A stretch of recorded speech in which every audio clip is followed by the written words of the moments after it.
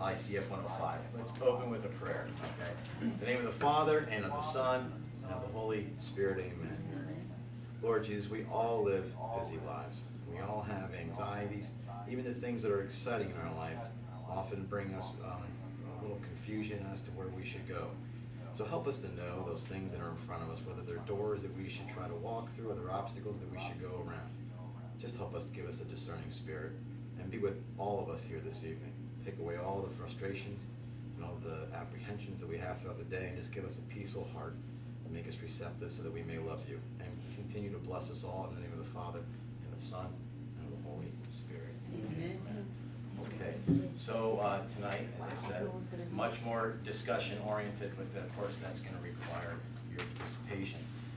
Just real quick, last week, we talked about the way that we image God, and how that gets a clear distinction, let's say it that way, than that of the world. So the fact that we're relational beings, the fact that we are rational beings, we're not a slave to instinct, the fact that we're supernaturally oriented, the fact that we're incarnate beings, and such and so on.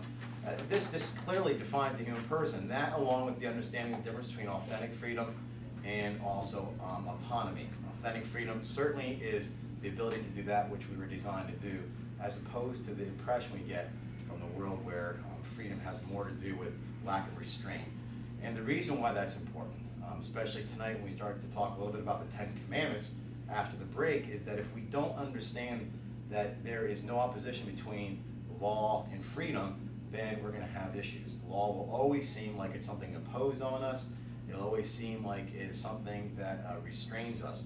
So if you recall the image of the train on the rail tracks, although it does appear that the train is limited and that the rail tracks basically restrain the motion of the train, it's the only track that it was designed for. It has no freedom outside of that.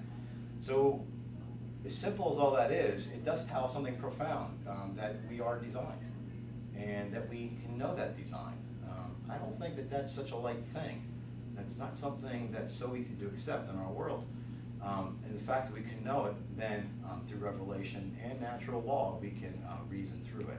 So anyway, that's just kind of a starting point. Tonight, we'll talk more about conscience, some of the competing ethical systems, and then after the break, we will look at the Decalogue and the Beatitudes, which really, I'm not going to just read the Beatitudes, so I might just talk for basically 1 minute about each of it, and then hopefully we can come away with concrete ways to live out those Beatitudes. That's the goal. So nonetheless, this is about morality. Morality is how we are lovingly directing our acts towards God, which means that we always have to judge acts in a certain way. We have to be able to understand what is good or bad. If we cannot judge acts, then how is it that we can determine our own character? I mean, we all, let's face it, you and I, we all judge each other by our character. Our character is something deep within us that we understand as a reflection of who we are interiorly. Now, it is true that we should, the Bible says do not judge, but I think what it's saying is we have to be very careful to judge motives. We have to be very careful to judge intentions. And we have to be very, well, not very careful, we have to stay away from judging some eternal destinies. That's not our call. But if we cannot call something bad that is truly objectively bad, then it's going to be very hard for us to move forward in this discussion. So anyway, we're just going to get into that a little bit deeper this evening. So anyway, tonight we're going to start out with conscience. This is a nuanced understanding, I think, in the Catholic Church, and it's often misunderstood. We are not, I'll ask the students that I teach, do you believe that you should ever act against your conscience? Well, no. Do you believe that your conscience always tells you what's good? Well, yes. Well, then how do you know if it tells you what's good? And if you don't know if it's good that your conscience is directing you to, how can you be aware that it's wrong? And where do you form your conscience, these things? So sometimes we have quick answers to them, but as we get a little more reflection, we start to realize that it's not always as easy as it first appears. That's probably true for everything, right? So anyway, we're going to look about what constitutes a well-formed conscience this evening. So I'll do a little bit of reading from the outline we have here and then try to comment a little bit and see how it goes. So anyway, we determine ourselves through our freely chosen acts. If we can't freely choose these acts, then we can't be culpable. Oftentimes, the students will ask, well, what if the person has a diminished mental capacity, or what if the person is young? Well, that always changes the situation. It never changes the objective evil or goodness of the act, but it certainly changes the person's culpability. Even civil law sort of acts that way. You know, they determine how well the person could possibly have known what they were doing. So our acts give us definition to who we are as moral beings. We don't like that, but we're the sum of who we are. Our friend is outside in the hall. Oh, we have another person? Yeah. Literally just went back. We're probably not going. They're going into the library. Okay. Popped his head in the window. Well, I didn't realize this door was locked. We wanna, okay, here we go. Would you like to come around here? I'll move. Can you get? I was gonna be, I didn't want to be on film, but I was outside the doors. Well, yeah, I'm sorry. I didn't realize the door was locked. That's all right.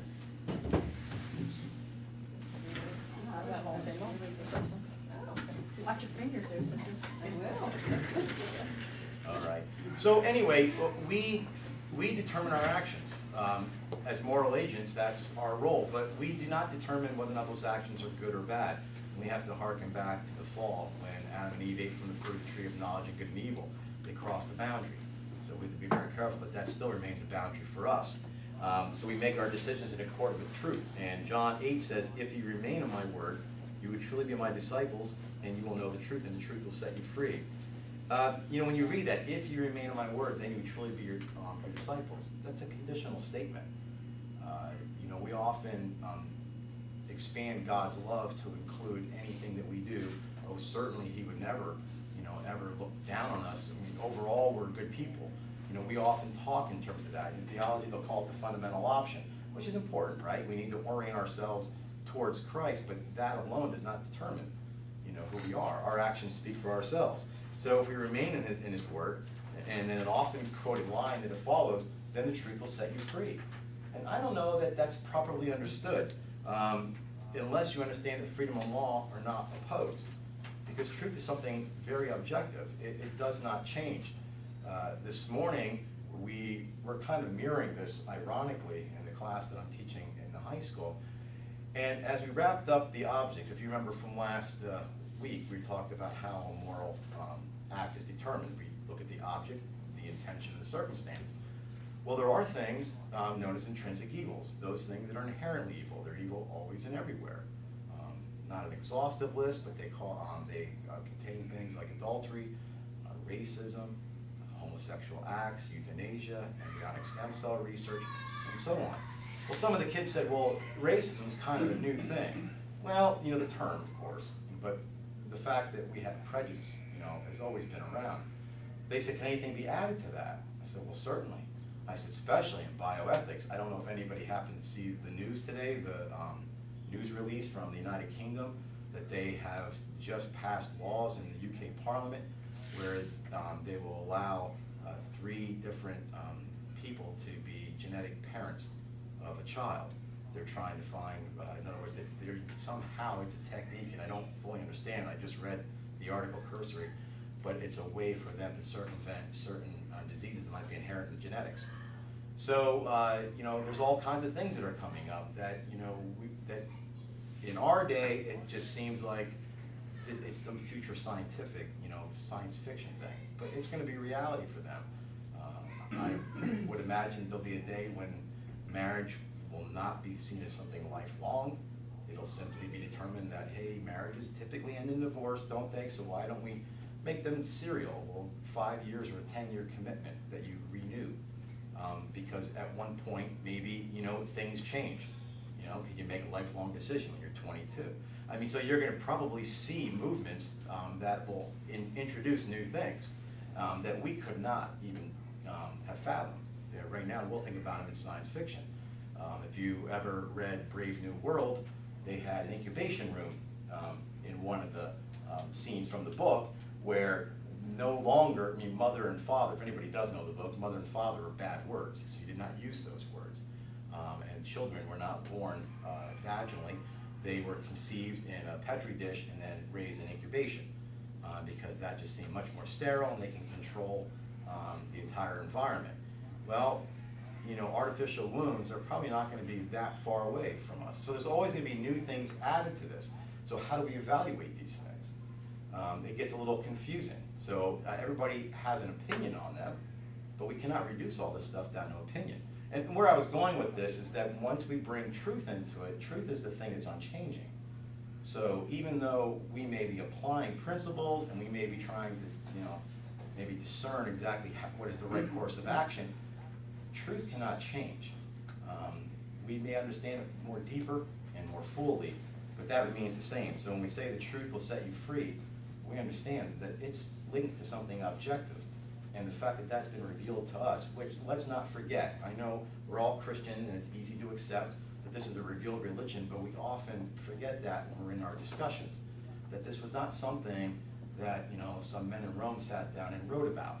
This was a revealed religion, and much of this, as I said before, comes from scripture, sacred tradition, and natural law. So anyway, the law then we know is simply the owner's manual. If we can understand it that way, then it does not seem like it's some inhibition or something placed on us from the outside as long as we're following that. So let's just start with what conscience is. Conscience is defined as a judgment of reason whereby the human person recognizes the quality of a concrete act that either they have done, they are doing, or they're in the process of doing, or they will do. What's important about that definition is that the conscience does not determine good or bad. It recognizes it, which then begs the question, well, how are we going to know? So anyway, we spoke last week real briefly about the cardinal virtue of prudence. Well, here we can talk about its potential parts again. We start out with counsel, so we're doing this assessment. We're trying to really go around and deliberate. And then we're eventually going to make some sort of judgment, and it's going to be immediately followed by a command. So one of the questions that hopefully we can discuss later is how do you properly seek counsel? You know, remember, if you remember what I said, there was a joke, not a joke, but a light line that said if you don't know what the prudent thing is to do, ask a prudent person. It's just seeking wisdom, which is what, you know, Aquinas really did call this practical wisdom. So it's dealing with something very deeply rooted in us as the human person. And what's important about this conscience is it's not something that is imposed on us from the outside. It's really something deep within us. And we can even see this in little children. Little children, if they get caught, say, with their hand in a cookie jar, typically the first thing they do is, well, I didn't do it, even though the chocolate might be all over their face. Well, it's a reaction we have. Why? Because already it's starting to, you know, make us aware of our actions, even if we can't properly articulate or form those. So what I'm going to do is just read a couple sentences from some of our documents, either from Vatican II, post-Vatican II, and just to see what it says, and then we'll move on. This is Gaudium et Spes. This is from one of the four constitutions from the Vatican II. It says, deep within his conscience, man discovers a law which he has not laid upon himself, but which he must obey. It's a voice ever calling him to love and to do what is good and to avoid evil, which is the basic parameters of morality, do good and avoid evil. It sounds in his heart at the right moment. Man has in his heart a law inscribed by God. His conscience is man's most secret core in his sanctuary. There he is alone with God, whose voice he echoes in his depths. And then it goes on in Dignitatis Humanae, which is on religious liberty. It says, on his part, man perceives and acknowledges the imperatives of the divine law through the mediation of his conscience. So if you remember, this is, you know, in natural law, that's our participation in the eternal law. So that's God revealing it to us within our hearts, which means that no one really has excuse. It doesn't matter, Jew, Muslim, Catholic, agnostic, atheist. God has given us enough grace and knowledge that we can work through this. So we're all going to be held accountable one way or another. So in all his activities, it says, man is bound to follow his conscience in order that he may come to God, which is the end and purpose of life. It follows he is not to be forced to act in a manner contrary to his conscience. It's an important line, but it's one we're going to have to try to work out. Nor, on the other hand, is he to be restrained from acting in accordance with his conscience, especially in matters religious. This is important. I don't know if I shared with you, sometimes, you know, when you talk about a subject, you forget where you last said it.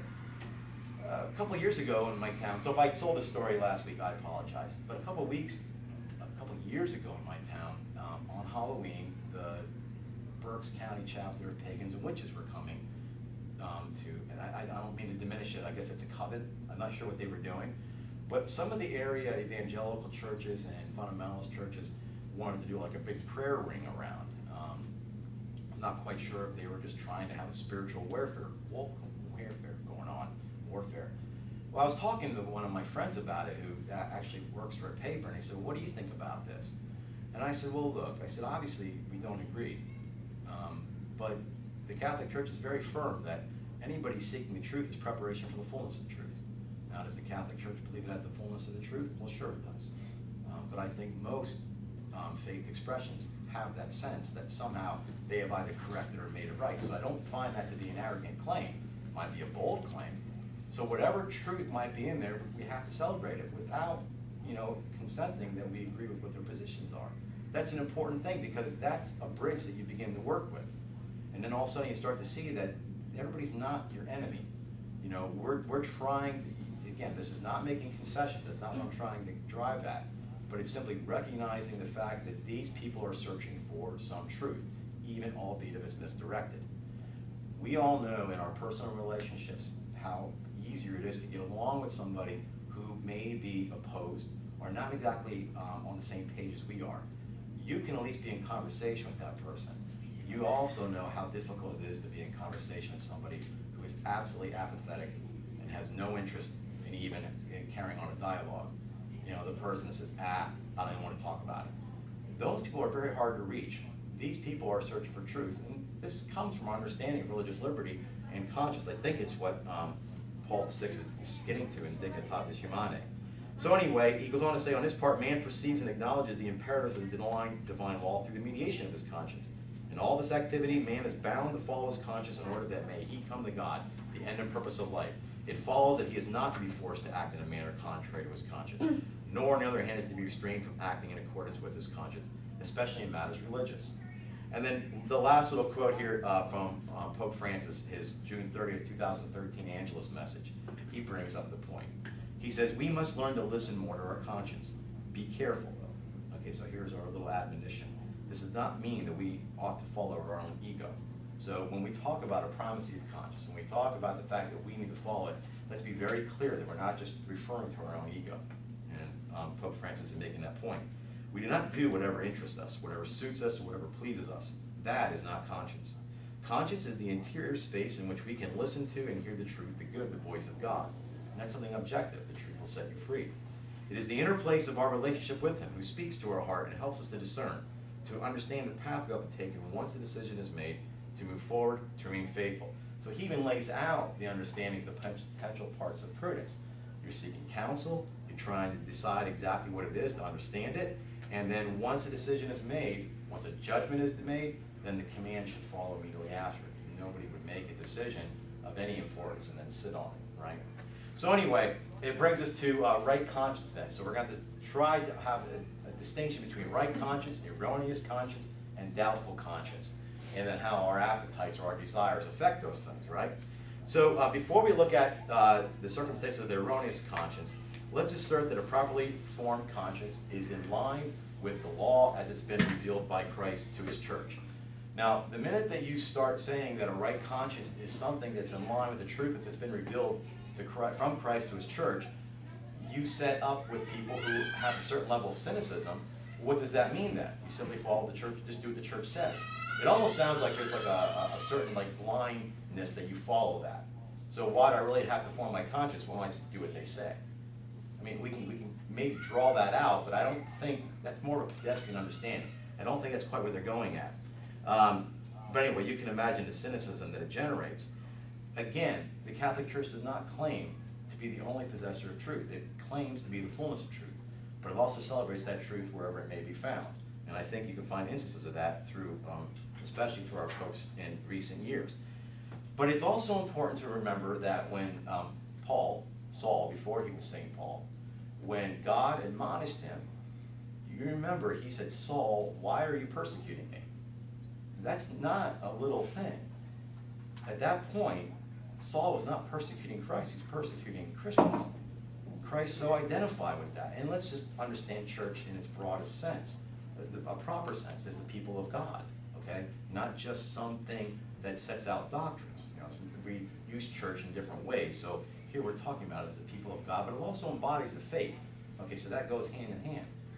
So in a sense, yes, you must be in line with the church, because if the church is the fullness of truth as it's been revealed, even if it's imperfect, then why should your conscience properly formed be in line with that? So anyway, now that being said, of course the church does not have decided or declared on all things, especially bioethics. As I said when we first started this out, we started talking about certain bioethical things that are going on. This stuff takes time for moral theologians and philosophers to work out, certainly in line with principles from magisterium. But it's not always cut and dry. It's a lot to think about. How does this apply?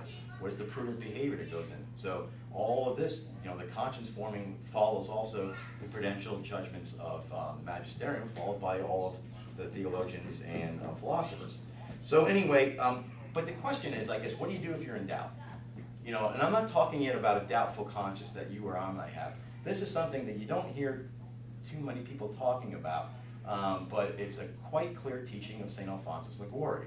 Now, I come from Redemptorist parish, so I'm always, fond of his teachings, but he's also the patron of moral theologians and also of confessors. So without getting too deep in this history, because it does get technical, he's also the patron of confessors. So there were these, if you want to call them battle lines, you can call them that, with the Jansenist movement, and with the Dominicans. There were these groups, the rigorists, the laxists, the Jesuits were involved in this also. And what they were trying to do was, how do you treat somebody in the confessional? How do you react to when they come and they have certain issues that they're trying to deal with? So it all had to do with the law and freedom, which is what we're speaking about tonight. If it's probable at all that the law is binding here, do you just follow it without even question? Or should you allow freedom in certain ways? Okay, so we have the laxists, we have the rigorists, there's the probabiliorists, there's the probabilists. Anyway, all of that is not important what I'm saying tonight. But St. Alphonsus comes along with this $10 word, equal probabilism. And he says, we can follow liberty when there's a doubt of law, but not when there's a doubt of fact. So what he was really trying to say is that if we really are confused about some things, and sometimes we are, he says, then we have to weigh these things out. And we're going to have to determine whether or not, if one is not more probable than the other, the law or freedom, then we should have liberty to do either. So, in other words, this is only when we're trying to determine, is the law binding? Now, I say that because even though this is a divine institution and we believe in revelation, not every single thing has been revealed. There are things that sometimes we're at a quandary to. And I don't have anything specific offhand. I didn't want to make it a point. I just wanted to make it a point that the church understands that this is going back to the 1700s.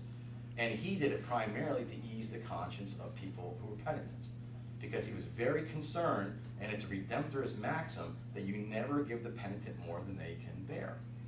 So when they were trying to determine what was going on with their confessions, and if it was concerning a law, if it happened to be a doubt of the law or a doubt of the fact, they would treat them different. So anyway, just something to think about.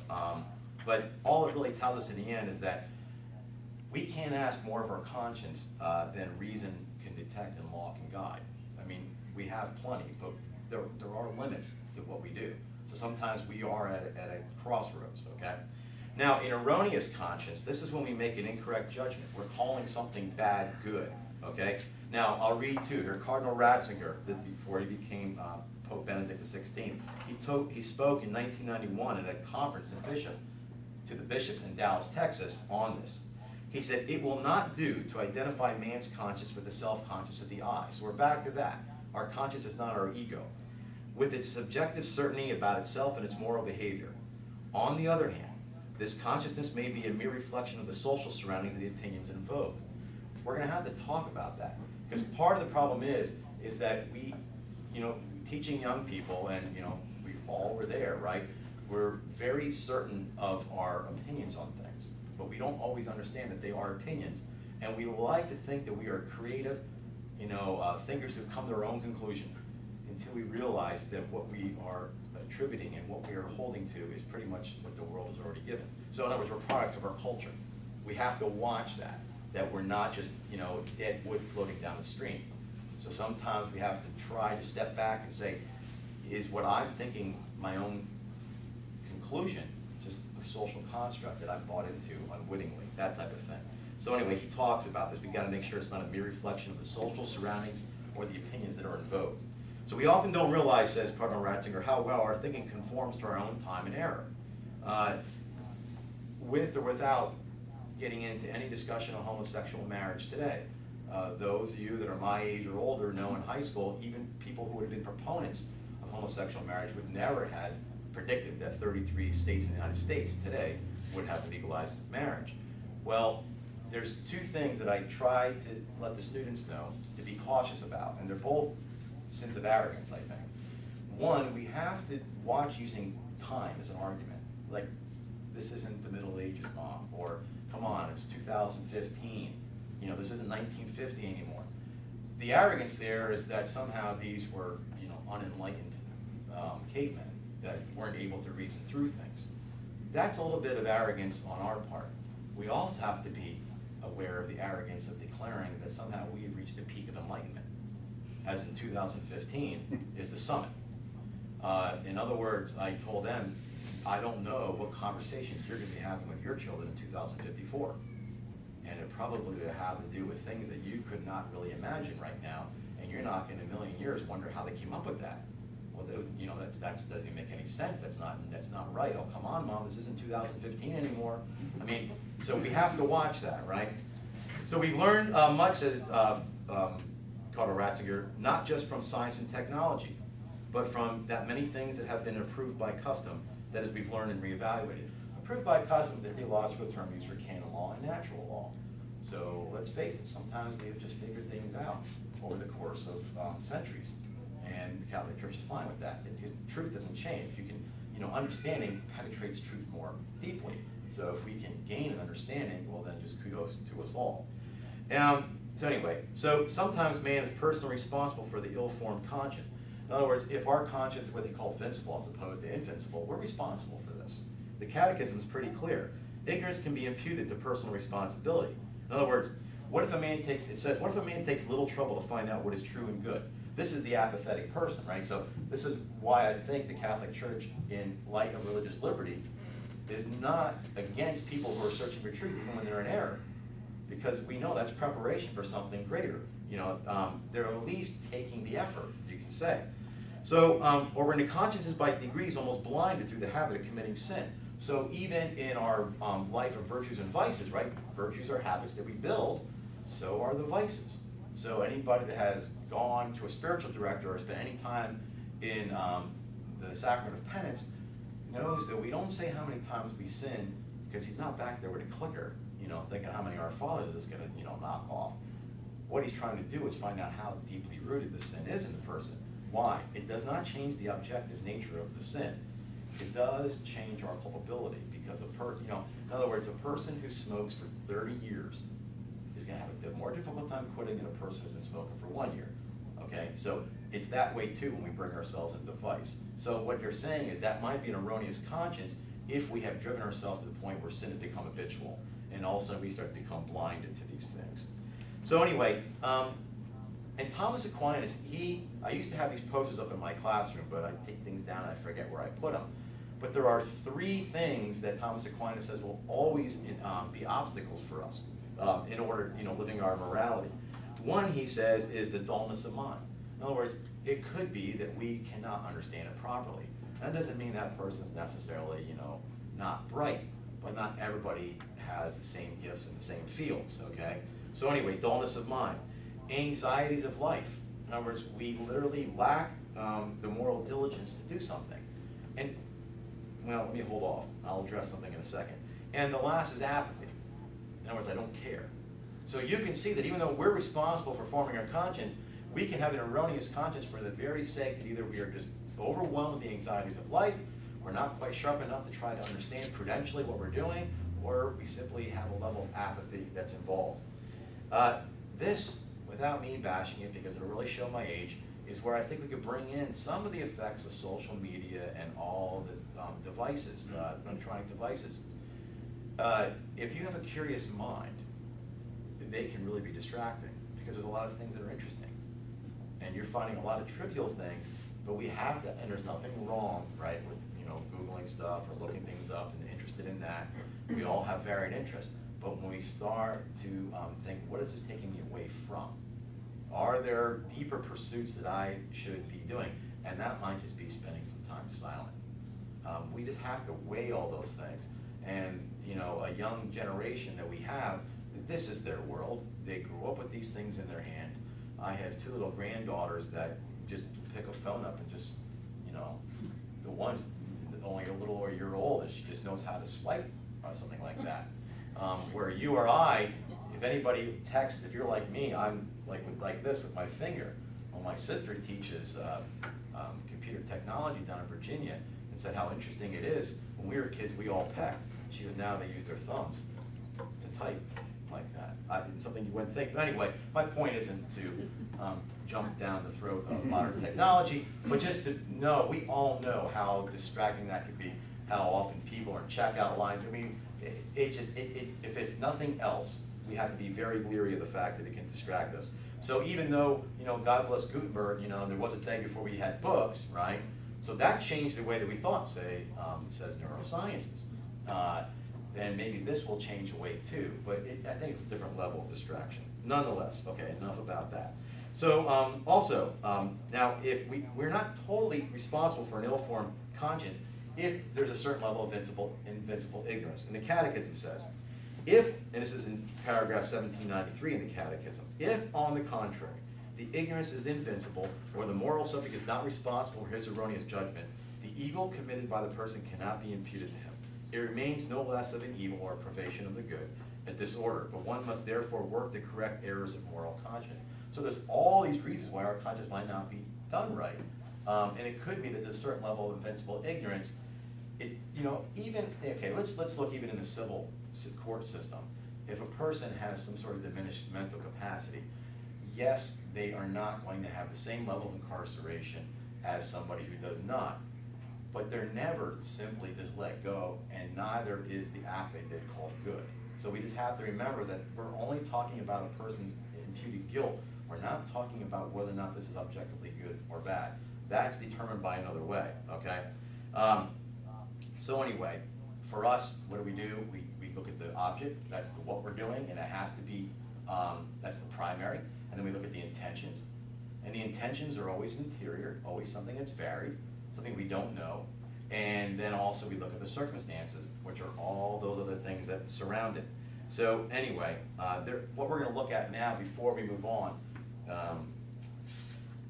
before we move on to doubtful conscience. I just touched on this last week, and I saw that it was in the textbook underneath this chapter, so I thought I would address it. When I start talking to the kids about other ethical systems, I showed you the three moral fonts, the sources of morality, and I asked them, I said, has anybody ever heard of consequentialism, proportionalism, situational ethics, deontology? Usually no one has. I mean, this year, not one person has. Usually somebody heard of one of them. And I said, yet we've employed these all the time. These are ways, and Veritatis Splendor, the document by John Paul II, comes out very strongly in chapter 78 on, section 78, on two of these, consequentialism and proportionalism. Not that he wouldn't be equally against the others, but he wasn't specifically addressing those. So I thought it's at least worth looking at in terms of how we form our conscience, because if we're not looking at something like what exactly are we doing, what is the object that we're doing, what is the intention of the agent, and then also what are the circumstances, how are we doing it? Because oftentimes it's been probably all our experiences is that most people are all over the board. If they're looking at euthanasia, they might very well be a consequentialist. If they're looking at a woman who's getting divorced because of a husband who's not loving, he's distant, well, they're looking at situational ethics. So, I mean, people are employing these even if they're not articulating it. So I thought it's worth at least looking at, okay? So consequentialism, this is the end justifies the means, as we know. I'll give you some names that are major proponents of it, not founders per se, but Jeremy Bentham, and he was the professor of John Stuart Mill, which you may have heard of, he did on liberty, okay? So this is the end justifies the means. And we're only gonna look at this cursory. I'm not gonna go really any deeper than that. There's all variations within this, right? One might say, well, when we're looking at what is the consequence at the end, which is what it does, right? Some of them might say, well, let's look at it in a hedonistic way. That would be more Stuart Mill. Or if we're gonna look at it more in terms of what makes the individual happier, All right, so there's all different varying ways to look at this. But let's ask ourselves how this plays out. Let's say that somebody wants to get higher up in their business where they're working or such.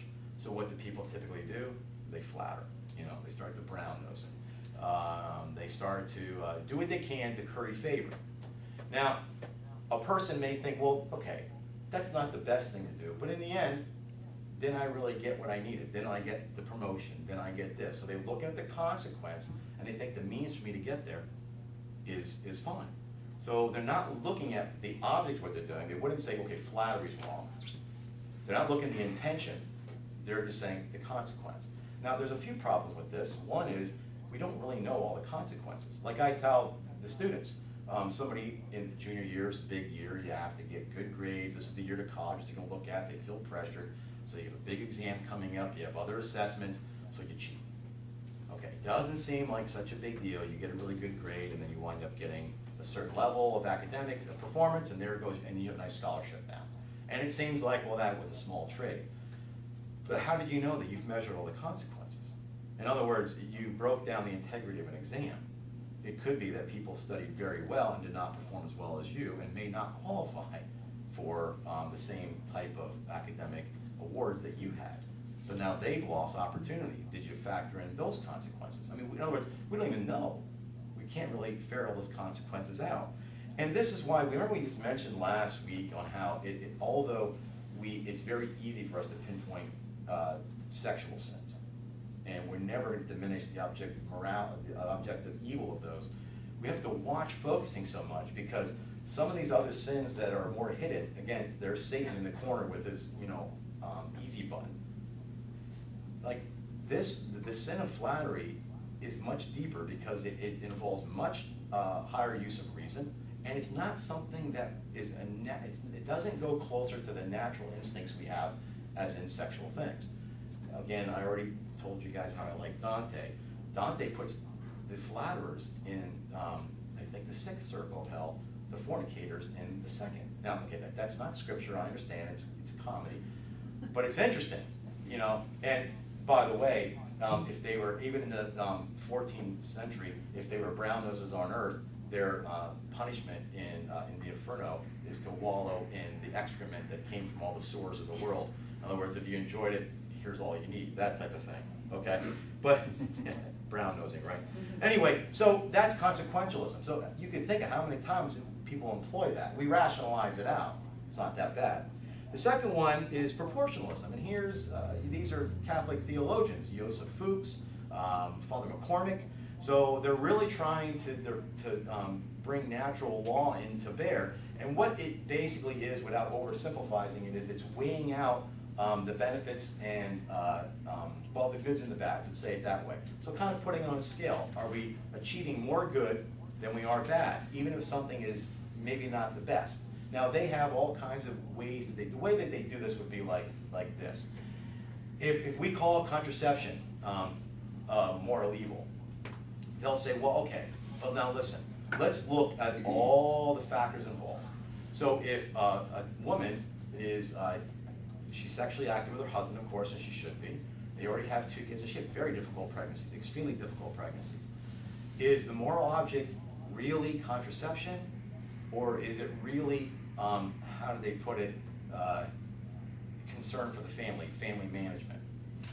So they'll widen it, and they'll call contraception a pre-moral thing, and say, but really what we're after here is, isn't this better for the whole family? So they'll look in terms of that. Now, this is quite appealing, but it really does away with certain intrinsic evils.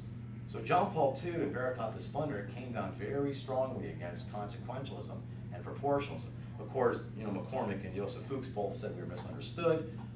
This went back and forth, but nonetheless, even if this winds up bringing us to the same ends that the 3 sources would be, it's not the way that we will evaluate a moral act. And again, this is in light of our conscience. So we're trying to form our conscience. If we don't understand how to judge an act, then we're going to have a difficult time forming that conscience, all right? So anyway, let's see. Okay, another one, situation ethics. This has gone on for a little bit, but really it came with Joseph Fletcher back in the 1960s. Now this is sort of appealing, because what it really says is that love is the single governing factor. Now, to hear that, you would think, well, what's wrong with that? In the end, shouldn't the one thing that we consider truly be love? Well, it takes circumstances and intentions really out of the example. So what might be a case with this? Now, I'm going to use an extreme because sometimes they're easier to make the point, even if it's not the best example. I was watching a documentary probably about a year and a half ago of this mother who just looked plain like any other 30-something-year-old mother that we all would know. She gets up in the morning, she gets her children ready for school, she walks them out to the bus, waves them goodbye. Her husband's at the door with his briefcase. He says, I love you, gives him a kiss, off he goes. And then she gets dressed and leaves for work. She's a pornographic actress, if you want to call it that, or whatever that they might refer it to. That's what she does during the day. She made the entire case that it's surreal to watch, because we all have this idea that people that are in that industry must be seedy and druggy, this type of thing. She just looked like the soccer mom. And then her kids came home from school, she helped them with their homework, had dinner ready for her husband. She was quite blunt with saying, there's nothing connected with what I do outside of here to what I do at home. What I do at home is, this is my loving way of providing for my family. Everybody knows what I do, I don't hide it. You can see how well I love this family. So in other words, that might be an extreme. I'm not even saying Joseph Fletcher would agree with that per se, but the guiding point is love. We're not looking at the object, what is it that you're doing? I mean, this is adultery. And pornography, it's more complex than just adultery, but it's at least that. So rather than look at that, they're looking at what is the more loving thing to do for the overall situation. Anyway, the last one before we move on is deontology. This is Immanuel Kant. This is the duty-based ethics. So what he tries to come up with is, what is it? I can't will something for myself or anybody unless we can do this universally. So an easy one would be lying. You shouldn't lie to me, I shouldn't lie to you. Yes, that's a universal rule or duty that we can put into practice. Again, it takes some absolutes, and there are actually some Catholics that pull parts of this into their moral understanding, but it's not a system that really works for us. It doesn't properly take into circumstances. It doesn't really look at intention at all. It just says whether the act itself seems to be something that is universal. And how does it determine that? Well, I guess it would have to be determined basically through consensus or something. So that's a very cursory look. But my point is through this, because you can go on for weeks just talking about various cases. When we're trying to say, how can we form an erroneous conscience? How do we determine a moral act? Because if we're doing it by using consequentialism, if we're doing it by using situational ethics, deontology, or proportionalism, and we're coming to a wrong conclusion. So when we talk about primacy of conscience, we can't interpret that as that the truth is subjective in each one of us, which is how some people may interpret that. What it means is, this is where God's talking to you in the seat of your heart. But that conscience has to be lined up with something truth and objective, and that's been revealed to Christ through his church. So it's not as simple as saying, well, the church wrote it, there it is, it's a precept, I'll do it, it's done, don't have to think about it. That's not really where we're at here. Plus we know that no moral action can be judged that simply, typically, okay? So anyway, the appetites are always at war with this. We're always there, we talked about that. How concupiscence, remember I said rather than just calling it a tendency to sin, let's really talk about it as a disorder between our intellect and our desires. And again, my mother's maxim for me, his mind is willing but the body is weak. I think that's true for all of us, all right? So let's see, before we wrap up and take a little bit of break here, a doubtful conscience. Now, unfortunately, you can't always be certain. It's hard to really be certain. Every time, do I know what is or is not right? We've all heard the phrase, ignorance is bliss. Those of you that know that writing, that's just the first part of the maxim. It says, if ignorance is bliss, then 'tis folly to be wise. So this is not really about, if I don't know, I'm good. This is about, there are things you should know, and as far as we agree with natural law, there are those things that you cannot not know. So we are without excuse, says Romans 2:12. So anyway, if you don't know what the prudent thing is to do, then we should ask a prudent person. So it says conscience is oriented towards truth and what is good. Well, that's always our end and our goal. And Christ always knows that everything we're doing, our actions are oriented towards him and for him. So it stands to reason that our conscience has to be ordered that way too. conscience help us to judge our actions rightly, it says, not to decide for ourselves if the acts are morally good or bad. Again, we have to watch we're not crossing the same boundary that Adam and Eve did. And it says conscience is, here in Dominum et Vivecantum, it says, conscience is not an independent and exclusive capacity to decide what is good and what is evil. Rather, it is a profoundly imprinted upon it a principle of obedience vis-a-vis the objective norm which establishes the conditions and correspondence of its decisions with the commands and prohibitions which are the basis of human behavior. So, anyway, we can all identify, let's just leave it at this, we can all identify with Paul when he says, I know what the right thing is to do, but I don't do it. And I know it's not the right thing to do, but I do it. I mean, in other words, I know, we all know that we're in a fallen state and Christ knows this. This is the point of grace. And this is the point I've never quite understood, even if somebody wants to simply submit themselves to the church's teaching out of humility. I don't think that that's the same thing as somebody not thinking for themselves. I just think that's a prudent person. My mother has a very simple faith. She has no problem yelling at, saints all the time. She'll walk around the house, screaming at this one or that one. Father Ritz, the pastor here, talks often about his aunt who would always turn St. Therese, the little flower. They turn the statue around if they didn't get the request in a certain amount of time. These people have a very simple faith. But the truth of it is they're submitting themselves to somebody quite childlike, not unlike we did with our parents when we were young. Of course, as students and young people start to become emancipated, they tend to bring on their own issues and start thinking in their own terms. But why is it so wrong that a 17 or 18-year-old is simply doing something because they say, I don't know what's the best thing to do. My mom and dad have my back on this. Well, I don't know why we couldn't at some point have that relationship with the church. That's not mindless. That's a person admitting that there are certain things here I don't know how to iron out. Some of the ethical situations that are going on, especially in bioethics, are very, very complex. They're not easy, and even, remember the girl last summer? Was it last summer, the girl in Texas who was pregnant and they weren't sure if she was clinically dead or not? Nonetheless, she was unconscious. The child was 20 weeks old. What do you do? Well, these are difficult situations, okay? We all have these difficult situations, or we wouldn't go to anybody for counseling. We wouldn't ever stop in front of a friend and say, I'd like to run this by you. I mean, that's what we're talking about, that kind of thing. And that's, if you look on the handout that I have, those list of questions, as soon as we come back for the break, I want to start out talking about those. So anyway, are there any questions on any of this stuff? Okay, so then we'll take a little bit of break, and then when we come back, let's try to figure out practical ways that we can form our conscience, how these alternative systems might lead to relativism and such. Okay.